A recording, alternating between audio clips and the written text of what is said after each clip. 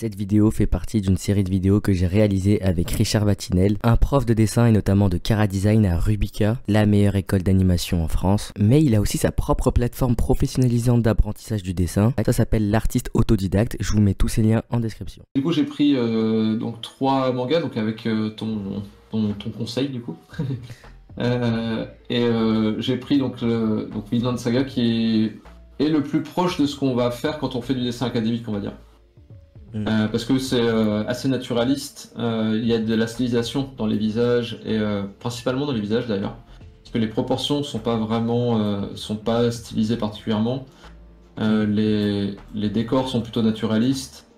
Il y a pas mal de détails, donc on est sur quelque chose qui est assez proche du dessin académique. Et après, je pense que ça dérive surtout sur la stylisation vêtements, cheveux, visage. Où la façon de traiter les plis et tout, c'est quand même quelque chose qu'on va retrouver de manière assez systématique dans beaucoup de mangas. Et après, bah, c'est dans la narration, du coup, qu'on va comprendre que c'est un manga et pas une BD franco-belge ou quoi, parce que sinon, je pense que le style en lui-même est pas si loin. Et donc sur les fondamentaux, bah là pour le coup il y a évidemment du volume, mais je pense que là il y a pas mal de travail sur l'anatomie en règle générale. Il doit y avoir, c'est quelqu'un qui a pas mal bossé d'après nature. Et même pour un peu tout en fait. Après les backgrounds c'est toujours un peu difficile de juger parce que souvent c'est plutôt les assistants qui les font, donc ils n'ont pas forcément l'auteur en lui-même n'a pas forcément les mêmes compétences, mais c'est pareil pour les décors. Je pense qu'il y a eu pas mal de dessins d'observation et de travail avec des références, et même sur les props, sur les bateaux et ce genre de trucs. Ouais, c'est très référencé le dessin de Vinland Saga, ouais. Ouais. Et Et... ouais, vas-y. Non, non, vas-y, continue. Ok. Et là, je pense qu'il y a aussi beaucoup de travail qui a été fait sur enfin, un truc qui est important quand on commence à rentrer dans ce genre de style. C'est d'apprendre aussi à travailler la lumière et ce genre de truc, parce que là il y a beaucoup de modelé en fait. Il y a beaucoup de hachures, de travail avec des trames, des trucs comme ça, où là du coup ça oblige à comprendre un petit peu plus comment fonctionne la lumière. Et là pour le coup on arrive sur certaines compétences qui étaient un peu au-delà de ce que j'ai dit tout à l'heure. Il faut au moins comprendre la lumière au niveau de grille en fait, pour les placer correctement. Ouais. Après, je connais pas beaucoup cette série, du coup là j'ai surtout pris des images qui étaient sur le net. Je sais pas si elle est très axée action. Vinland Saga, Ouais, oui, il y a quand même pas mal d'affrontements, de batailles et de combats, mais aussi beaucoup ok. de moments très calmes, de contemplation, de Ok, discussion. Donc, oui, il y a quand même pas mal d'action, ouais, dans... ok. Non, parce que tu vois, là, le type d'action qu'on a ici, c'est pas le Hmm, même type d'action qu'on va retrouver dans un Chainsaw Man, justement. Où hmm, on a des personnages qui vont être beaucoup plus dynamiques dans Chainsaw Man, justement. On a beaucoup plus de plongées, de contre-plongées, d'angles de vue extrêmes, de trucs vraiment beaucoup plus dynamiques, beaucoup plus hmm, expressifs à ce niveau-là, au niveau des angles de vue choisis. hmm. Donc c'est pour ça que je demande, parce que là les angles de vue sont quand même relativement tranquilles en termes de réalisation, on va dire, tu vois, comme un réalisateur de cinéma en fait. On a Ouais. une mise en scène qui est très bonne, mais qui est pas aussi dynamique que peut être un Chainsaw Man, ou même certains mangas de baston. Alors Dragon Ball, c'est pas le plus grand exemple de ça. On a pas mal de mangas de baston qui sont beaucoup plus dynamiques que ça, que ce qu'on peut trouver ici. Et là, pour le coup, Chainsaw Man, c'est un peu ça. On va avoir beaucoup d'expressivité et de côté très graphique avec les hachures. Bah, c'est ce que je disais tout à l'heure avec le. Là, ça, c'est un dessin qui est moins clinique et qui est moins propre, on va dire. Voilà, Hmm. tout ça, c'est très vivant en fait, comme trait. On sent que c'est pas un trait qui a été fait tout doucement, tu vois, et avec beaucoup de précaution, on va dire. Là, tu vois, il y a certains empattements sur les doigts, des trucs comme ça. Là, on a une vraie patte on sent l'énergie de l'auteur dans la façon dont les traits sont appliqués, en fait. Du coup, pour réussir à avoir nous-mêmes ce style de rendu-là, qu'est-ce qu'on doit bosser, genre? Pour obtenir ce type de rendu, bah, faut beaucoup. Là, ça, c'est vraiment des types de rendus où on peut pas faire l'économie énormément dessiner. Parce Hmm, qu'il faut être capable de dessiner vite, avec énergie, et que ça soit suffisamment précis pour que toutes les formes soient au bon endroit quand même, en fait. hmm, Parce que c'est facile de dessiner vite, je veux dire de faire des traits rapidement, et du coup ça va créer des traits dynamiques. C'est un petit peu plus dur, mais ça se fait quand même de faire des traits lentement, mais qui soient précis. Mais faire les deux en même temps, c'est là où, où l'expérience du dessinateur va vraiment s'exprimer. Et donc du coup, bah, là, il faut vraiment faire Enfin, c'est vraiment beaucoup par l'expérience que ça va arriver, ce genre de truc. Et après, bah, faut faire des expérimentations, beaucoup. Faut pas avoir peur, justement, quand on prend son stylo pour faire l'ancrage. Faut pas se mettre en mode je redessine exactement mon crayonné, en fait. Ça, c'est une compétence qui s'apprend aussi quand on fait de l'ancrage, quand on apprend à travailler l'ancrage. C'est de, d'avoir juste le crayonné comme guide, mais pas se laisser enfermer par le crayonné et savoir garder de l'énergie pour l'ancrage en fait. Et ça c'est assez difficile et c'est pour ça aussi c'est un des trucs que j'ai pas encore conseillé tout à l'heure, je l'ai pas trop conseillé, mais c'est de finir des choses. C'est aussi un truc qui est super important. De pas faire que des petits trucs dans des marges de cahier et tout ça, faire aussi des dessins qui passent par toutes les étapes du crayonné à l'ancrage, peut-être à la trame. Enfin voilà, vraiment essayer de faire des choses qui soient finies en fait. Ouais. Parce que c'est motivant et parce que bah, il y a plein de choses à apprendre sur les dernières phases du dessin en fait. C'est une compétence à part en fait. L'ancrage, ça fait partie des choses. Ça va dans la maîtrise du trait en fait de ce que j'ai dit tout à l'heure. Et Mm. c'est super important à mon avis de s'entraîner à l'ancrage parce que de prime abord on a une bonne énergie dans le crayonné parce que on le fait sans crainte, parce que on sait qu'on peut gommer. Mais aussitôt qu'on est avec l'ancrage et que l'encre, on sait qu'on va pouvoir la gommer, bah, du coup, on va tendance à se rigidifier et à faire des traits qui sont un peu morts en fait. Mm.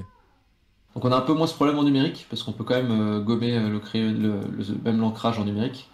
Donc c'est un peu plus facile d'avoir une bonne dynamique en numérique, mais c'est un peu plus difficile d'être vraiment ultra fin, je trouve, en numérique aussi. Mais des avantages et des Ouais. inconvénients avec les deux Ouais. modèles. Mais en tout cas, ouais, pour ça, là, c'est vraiment beaucoup d'expérimentation. Et ça, c'est de l'expérimentation qui peut se faire en dehors d'un dessin d'imagination. C'est de l'expérimentation qu'on peut faire sur du dessin d'observation. Imaginez par exemple dessiner, où vous prenez une vidéo d'explosion et vous essayez de dessiner l'explosion. Mais du coup, vous pouvez essayer de faire des trucs assez expressifs, justement, assez gestuels. Faut qu'à la fin ça ressemble un peu, ça ressemble à l'explosion, mais vous pouvez vous permettre d'être beaucoup plus vivant. Ouais. Enfin voilà, c'est des micro-tests à faire en fait. Et j'avais une question sur le dessin de Vinland Saga, du coup. C'est Ouais, que, comme tu as dit, c'est quelque chose d'assez naturaliste. ouais. Et, mais comment on fait pour avoir un dessin aussi naturaliste, mais quand même être assez vivant dans les expressions, etc. Parce que des fois, quand j'essaye par exemple de dessiner de manière avec des proportions plus réalistes, et Ouais. ben le dessin est un peu sans vie. Mhm. Et sur Vinland, on n'a pas du tout ce problème. Enfin, Non, mais là pour le coup, le dessin, ouais. juste si on parle des expressions, bah, il faut Hum, s'entraîner à faire des expressions beaucoup plus appuyées justement. hum, Et je pense que ce qui est pas mal, c'est de prendre comme référence des acteurs en règle générale. hum. Parce que leur but, enfin leur métier, c'est de faire passer des émotions. Et souvent, ils surjouent un peu les émotions. On a l'habitude, donc du coup, on s'en rend pas forcément compte, mais en fait, ils agissent pas du tout comme on agit dans la réalité. Mm. Ils surjouent les choses. Il y a plein de gens qui vont avoir des émotions beaucoup plus tranquilles, même s'il leur arrive un truc dramatique. Ils vont pas crier comme des acteurs vont faire ou des trucs comme ça. Ou pleurer de la même manière, ou même juste montrer les émotions, parce que le but qu'on a en tant qu'humain, c'est pas forcément de montrer ses émotions à tout le monde, alors que les acteurs, eux, si, ils veulent le montrer à tout le monde. Et donc nous, on veut faire la même chose quand on est dans un manga, dans une BD. On veut montrer les émotions à tout le monde, on veut que ça soit clair sur nos personnages, et donc bah, s'inspirer des acteurs, je pense que c'est une très très bonne chose, même sur des persos du coup qui sont plutôt naturalistes. Après là, il y a de la stylisation quand même, hein. Donc je pense que c'est en étudiant différents types de styles, on va arriver à quelque chose qui va se raffiner petit à petit pour arriver à un style précis qui sera quand même suffisamment dynamique. Donc ça Ouais. c'est pour les expressions, mais après il y a sur le trait lui-même qui peut devenir un peu mort quand on fait du dessin d'observation. Mais ça pour le coup c'est pareil, c'est vraiment une question d'habitude. C'est un truc qui malheureusement je peux pas juste donner un truc et d'un seul coup ça va se libérer. Ça, c'est vraiment l'habitude qui fait ça, le fait d'avoir un trait vivant. Et en fait, quel que soit le style, on reconnaît les gens qui ont beaucoup dessiné, des gens qui n'ont pas encore beaucoup dessiné, parce que bah, il y a cette vie dans le trait, en fait. Cette vie dans le dessin. Savoir exactement où placer le plein et le délié, comme je disais tout à l'heure, quelle pression appliquer pour obtenir l'effet qu'on veut, etc. Enfin, tout ça, c'est des trucs qui peuvent venir qu'avec avec le temps et l'expérience, en fait. Ouais. Ouais, Il y a un truc le... s'il y a un truc que je peux dire, c'est de dessiner concentré. C'est un des trucs qui est important. Et donc de pas être en train de faire autre chose pendant qu'on dessine. Ça, c'est particulièrement important, à mon avis. Parce qu'on croit toujours qu'on peut faire plusieurs trucs en même temps, mais en fait, on ne peut pas vraiment. Surtout quand on fait l'ancrage, par exemple, ça demande d'être vraiment dedans. Donc on peut écouter de la musique, genre de la musique sans parole ou quoi. De la musique qu'on connaît déjà ou un truc comme ça. Regarder un film ou écouter un podcast en même temps, c'est compliqué en fait, pour faire un ancrage qui va être vivant. Ouais. Ça demande de penser vraiment l'ancrage. C'est pas juste mettre au propre, c'est vraiment dessiner aussi. Ouais, c'est ça. Alors, là, par Ouais. exemple, si je zoome un peu sur ce dessin-là, donc là, il est un peu pixelisé, mais c'est pas grave, ça va faire le job. Là, si je regarde ne serait-ce que les cheveux, là, on a des mèches qui vont être plus épaisses, des mèches qui vont être plus fines, des mèches qui vont devenir plus fines, enfin, certains traits qui vont devenir plus fins au fur et à mesure qu'on avance. Et tous Mm. ces traits-là, je pense que c'est devenu, enfin, l'auteur, il ne réfléchit pas à chacun de ces traits. Si vous faisiez une reproduction, vous devriez réfléchir à chacun de ces traits. Mais l'auteur, c'est devenu, ça fait partie des automatismes. Et Mm. ça, on ne l'obtient qu'après beaucoup, beaucoup d'expérience de dessin, en fait. C'est Ouais. comme pour n'importe quelle compétence, quand on apprend, on est obligé de réfléchir, d'être très conscient sur tout ce qu'on fait. Et après, petit à petit, bah, il y a des choses qui viennent dans les automatismes et on peut rajouter des nouvelles choses. Là, peut-être que l'auteur, là, il peut se concentrer sur le fait de faire une émotion forte et d'être vraiment à fond dans l'émotion du personnage parce qu'après, il a plus de difficulté pour faire un trait dans le bon sens ou pour mettre le bon poids de ligne au bon endroit, enfin la bonne épaisseur de ligne au bon endroit. Parce que ça, il le fait machinalement en fait. Mais, il sait plus faire vraiment autrement en fait, il sait plus faire des mauvais traits. Donc du coup, voilà, il peut se concentrer sur autre chose. Faut vraiment voir ça aussi, c'est pour ça que j'enseigne le dessin de manière pas à pas. Parce qu'il faut apprendre les choses, des choses suffisamment bien pour que ça devienne automatique et qu'on n'ait plus à y penser par la suite. Et à partir Mm. de là, on va pouvoir être plus libre pour faire les choses. Ouais. Et ouais. Moi, encore un autre truc, parce que vraiment le dessin de Vinland Saga, je le trouve vraiment super génial. C'est aussi au niveau des visages. Mhm. Dans le manga, souvent, on a des visages un peu stéréotypés. Sauf que là, je trouve qu'il y a une très grande diversité dans les visages de Vinland Saga. Franchement, Mhm. c'est cool, non? C'est... Ouais, ouais.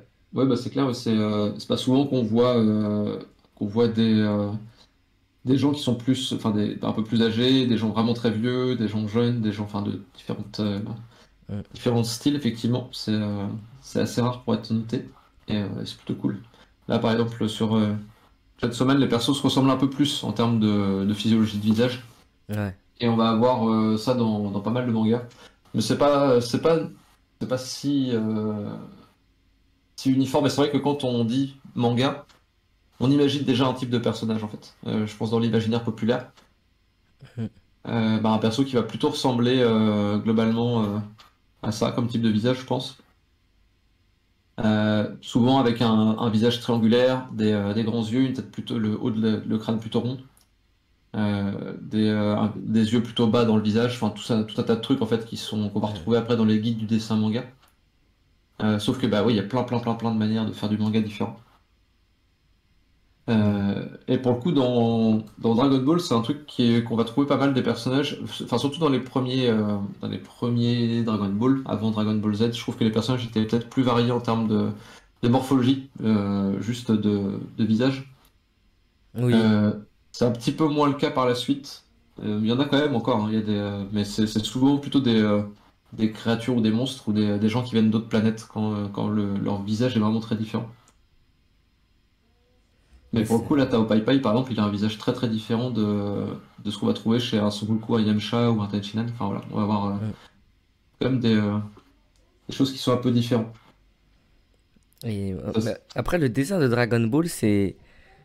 c'est toujours été une énigme parce que moi, Dragon Ball, c'est un de mes mangas préférés.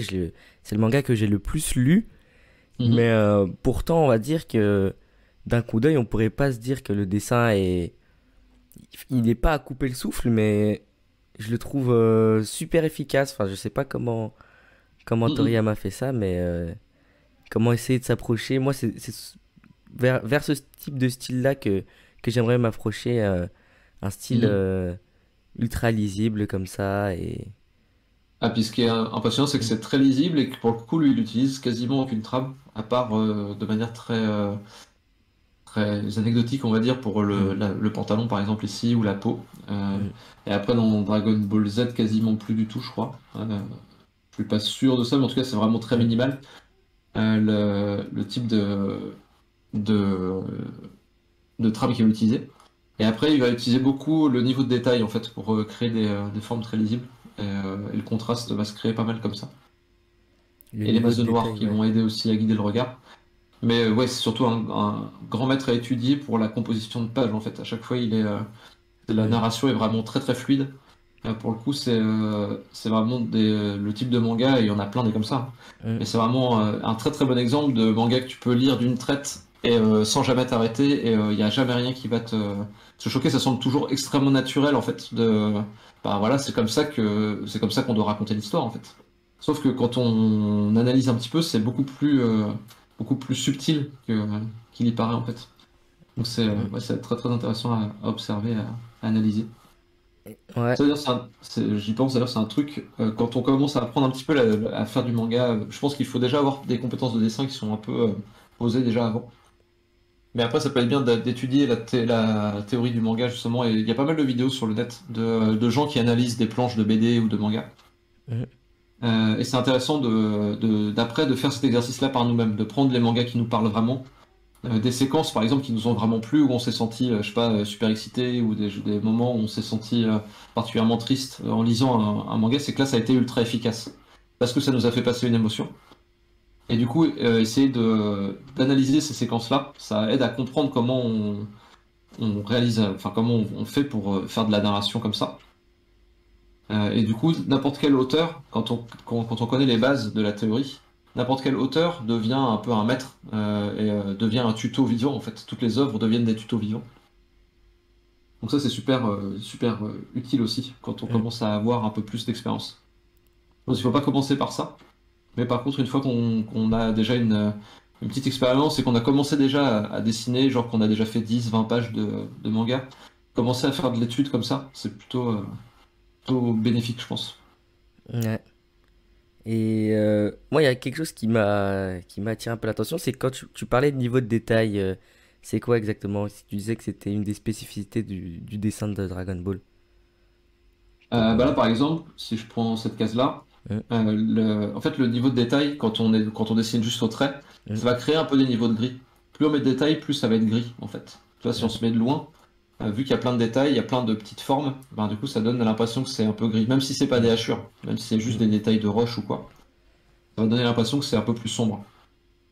Et du coup, mm, bah là, on va avoir les deux personnages qui vont avoir bon, déjà des masses noires assez présentes, les cheveux noirs, et puis pour le coup, des vêtements, des parties de vêtements noirs. Et la peau très blanche, la peau sur laquelle il n'y a aucun détail quasiment. Et mm. par contre, dans le fond, il y a plein de détails là en fait. Et ce qui a fait que les personnages ressortent vachement. Ça fait un gris moyen sur le fond. Et après, ils sont très noirs et très blancs. Donc il y a les deux opposés sur le personnage. Et un fond gris derrière. Et on va retrouver ça très souvent dans le dessin de Toriyama. Par exemple, là, il se sert du niveau de détail de la roche. La roche est Mm, beaucoup plus détaillée que bah, la cape de Piccolo, là, par exemple. Et mm. donc, du coup, le personnage va ressortir sur ce fond. Ah ok, Si on met du ouais. détail partout, ça devient le bordel. Mais si on en met juste à certains endroits et beaucoup moins à d'autres, ben on va faire ressortir les formes. À tout, on va avoir encore une fois Piccolo qui va être beaucoup plus blanc parce qu'il y a il y a du détail, dans la cape, mais pas autant que ça. Il aurait pu mettre aussi des hachures partout en fait pour créer un ombrage ou un truc comme ça. Sauf qu'il se serait trop fondu dans le background en fait. Ok. Donc ouais, lui, il Et- utilise vraiment le niveau de détail pour séparer les plans ouais, c'est et voilà. ça. Et on Ouais. retrouve ça des Dragon Ball en fait, là, avec le fond qui est beaucoup plus détaillé que le personnage. C'est un peu moins le cas dans Dragon Ball, Il y a souvent des compositions un poil plus simples dans le premier Dragon Ball, et puis des moments où c'est un poil plus confus, mais globalement, ça reste, c'est un principe qu'il utilise depuis le début de son boulot, quoi. Mm. Là, Ouais. on les voit par exemple, là on les voit surtout parce qu'ils ont des vêtements colorés en fait, Mm. des vêtements noirs en fait. C'est ça qui fait qu'on les repère. Et le fait qu'ils sont positionnés, ils sont tous en train de regarder le chef en fait. Mm. Ouais, tu parlais aussi de la subtilité au niveau de la narration. Ouais, ça passe aussi par là, au niveau de la mise en page, la mise en scène et tout. Ouais, ouais. Ouais, après là, bon, ce serait un peu long de tout aborder Mm. juste en une séance comme ça, mais, mais ça donne déjà une idée de l'étendue de ce qu'il y a à apprendre et faut pas que ça soit intimidant. Faut se dire vraiment que c'est cool, il y a tout ça à explorer en fait. Ok. Et c'est pour ça que la BD, le manga, c'est vraiment des modes d'expression. Bah, à mon avis, pour quelqu'un qui veut raconter une histoire, c'est certains des modes d'expression les plus forts parce que bah, on peut être tout seul et réussir à raconter des histoires ultra complexes. Et il n'y a pas de budget pour des effets spéciaux et machin. On peut faire des trucs aussi fous qu'on veut dans un médium où on va contrôler de tout du début à la fin, quoi. Donc c'est vraiment un médium ultra complet, ultra fort. Ok, ok. Eh bien, eh bien voilà, je pense que c'est un très bon mot pour le mot de la fin. Ouais. Et puis voilà. Moi, je vous invite à aller retrouver. Bah tiens, où on peut te retrouver, tes cours, etc., Richard. Ah bah c'est pas très dur, juste l'artisteautodidacte.com, enfin artisteautodidacte.com Hmm. sans une apostrophe. Et voilà, il y a à peu près tout là-bas. Il y a une communauté Discord, mais du coup je veux pas te concurrencer non plus. Non, Mais il y a le lien aussi sur le site, en fait tout est dispo sur le site. À partir de là, vous pouvez voir l'étendue du boulot. Et puis là, si vous voulez voir mon portfolio, c'est richardpatinel.com. Je suis toujours assez simple dans mes noms d'URL.